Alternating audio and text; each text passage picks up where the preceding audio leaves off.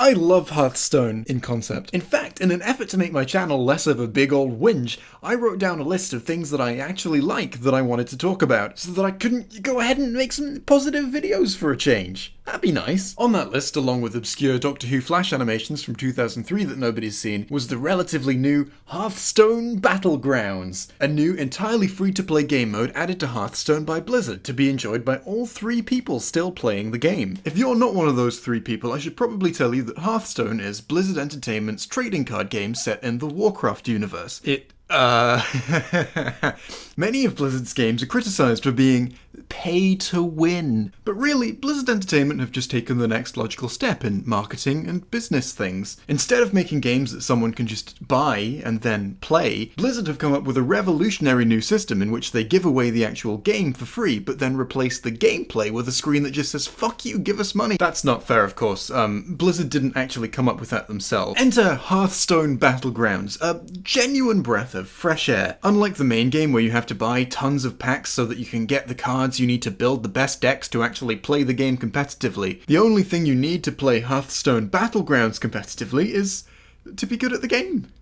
Imagine that. Here's how it works. You don't need to bring a deck with you or anything like that, just hit play and you'll be offered a choice between 4 of the 34 total heroes in the game. Each one has a unique ability which, if you use it right, will grant you an advantage as you play. Unfortunately, there is a bit of a power imbalance between some of the heroes. Some of them are a lot better than some of the others, but since you get offered a choice between 4 of them every game, you have to get really unlucky to be stuck with one that's actually bad. Like, yeah, obviously it can happen, but the chances of it are relatively low.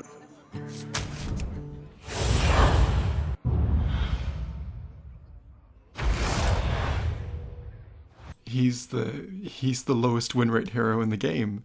And that's the whole joke. Once you've picked your hero, you'll do battle with 7 other players. Each turn you'll be offered minions to recruit, and you can spend gold either to recruit some of those minions or to upgrade the minions you'll get in the future. Once you're done recruiting, you'll enter a combat phase where you pitch your minions against the minions that another player has, and whoever wins will deal damage to the loser. Once you lose all your health, you're out, and the last player standing wins. After several turns of recruiting, then doing combat, then recruiting, then doing combat, you can get some pretty crazy builds going. And one thing that I do really love about it, and stands squarely in the face of a lot of what Blizzard Entertainment gets criticized for, is that every player starts out on an equal footing. It's free to play and you can unlock all the features of the game mode just by passively playing the game. You don't have to do anything that you wouldn't be doing anyway to unlock everything. So recently there was a patch! Finally, Blizzard has added the one feature that every player has been asking for. Microtransactions! Hooray! Woohoo! But you'd presume that with the addition of microtransactions comes something for the players to buy. You know, to add something to the game and then put a real-life price tag on it, you need to add something to the game, right? Well, no, actually. What Blizzard has done is taken the content from the game that every player used to unlock passively just by playing, and is now hiding it behind a paywall. You know how I told you that you get offered a choice between 4 different heroes every game, but suspiciously had to borrow footage of that happening from someone else's stream? Well, it's time to introduce the revolutionary new Give Us Money, or start every game with a severe disadvantage.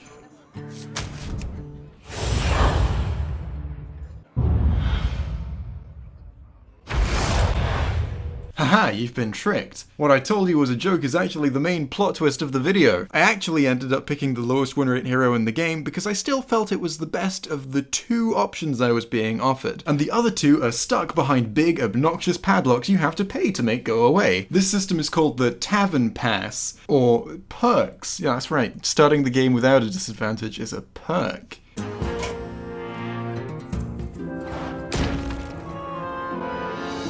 For a while, the only way to get the Tavern Pass was to pay the €80, or whatever it cost in whatever country you're in, to pre-order for when the new expansion comes out 90 of the new card packs, and a JPEG. So, oh no, sorry, it moves. It's a GIF. Now that that expansion is out, Blizzard have generously given you the ability to still give them money anyway, because now you can buy the Tavern Pass separately on its own. That's so nice of them. But obviously once you have the Tavern Pass, the disadvantage will be gone. And that's how that works. You know, you pay money for the product and then you have the product. for 4 months. Then it expires and you have to buy it again. If this was a normal game, I would absolutely love to just buy it and play it like we used to do, you know? But this shit is fucking parasitic. And the fact that they're trying to sell me these as perks just grinds the fuck out of my gears. Hey, here's some free soup. Although, if you'd like that in a bowl rather than just poured haphazardly over the table, that perk will cost you a little bit extra, I'm afraid. But don't worry! You can buy the Tavern Pass with in-game currency! For just 2,500 gold, you can get a Tavern Pass without spending a cent of real money. What joy! Man, that's so great. You only have to win 750 games of Battlegrounds to get that. Assuming a win rate of 50%, which, you know, you have a disadvantage now, and games that last half an hour each, which is very reasonable for the Battlegrounds, that should only take you literally a fucking month! Or 750 hours of solid play. Plus you can get gold even quicker for finishing the daily quests by playing the main game, which is also famously pay to win. But if your desire to do well in the Battlegrounds does coerce you into playing their other game modes, you'll be able to unlock those perks after completing about a month and a half's worth of daily quests. But hey, that's now a month and a half of gold you've not spent on the rest of the game. That's 2,500 gold you've now not spent buying packs. And since you can only earn so much gold, no, there's literally a limit on how much gold you can earn, it's 100 gold per day plus the rewards for daily quests, you're now 25 packs behind on the newest expansion. But hey, there's a way to fix that. Now, I mentioned that the amount of gold that a player can earn has a limit built into the game, but to actually hit that limit, you have to win 30 games a day, which is far more than most people practically have the time for. So let's think about this for a second. By giving you more things to spend your gold on, but not giving you more ways to earn gold, which they haven't by the way, they're spreading the small amount of in-game currency that the player actually does have even thinner, across even more things that they already couldn't afford all of without paying real money. So if you're a free-to-play player and you want to play the single-player adventures, of which they release 3 a year, which by the way you're going to need to do if you want to build the best decks in the game because they give exclusive cards as rewards for players that finish them, and you want enough of the new card packs every time they release a new expansion to be able to keep up with the rapidly changing metagame, and you want to not be fucked up the arse when you play Battlegrounds, you have absolutely no chance without spending a significant amount of real money. And when I say significant, I mean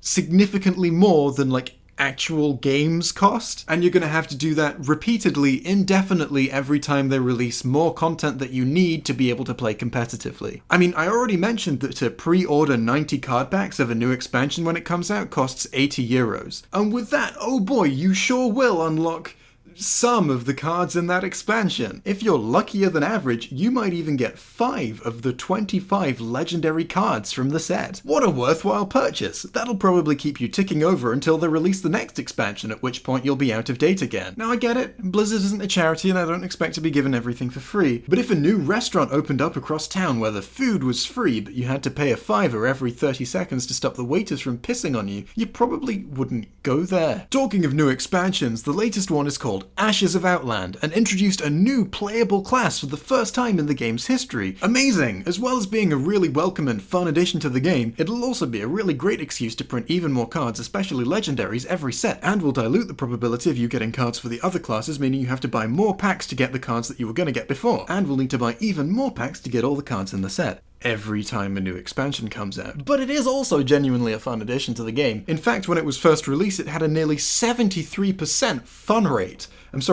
win rate. It had a nearly 73% win rate? What the fuck? The new class is called Demon Hunter, and yes, according to some sources, it was possible to build decks for Demon Hunter that had a win rate of up to 73%. The highest I've seen proof of is 69.5%, which isn't any less ridiculous.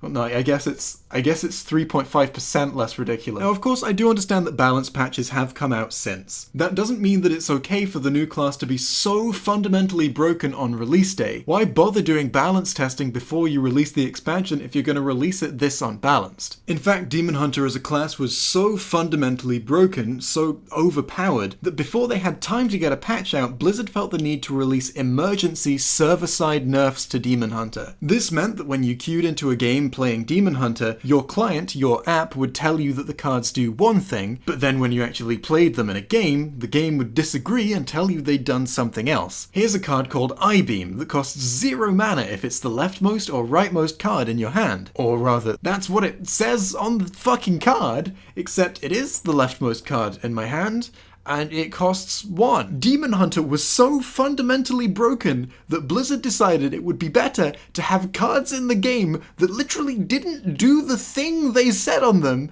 than it would be to keep Demon Hunter in its current state for a couple more days until they can get a balance patch out. Now, clearly they didn't intend for the new expansion to be this overpowered, or they wouldn't have done that. You don't roll out emergency fixes if everything is going to plan.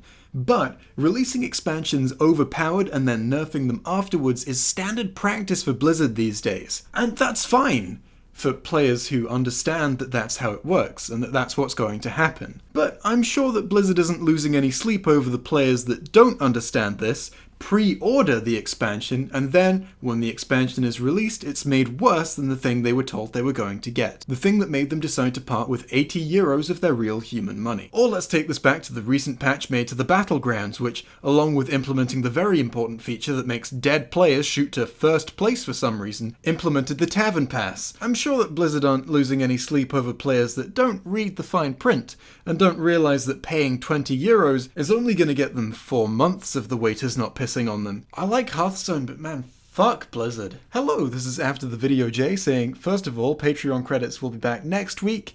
They're gone because I'm in coronavirus lockdown and I'm going to be working to get them back properly. Secondly, I've started a new channel. It's called where me and a few other creators you might know just fuck around doing weird shit.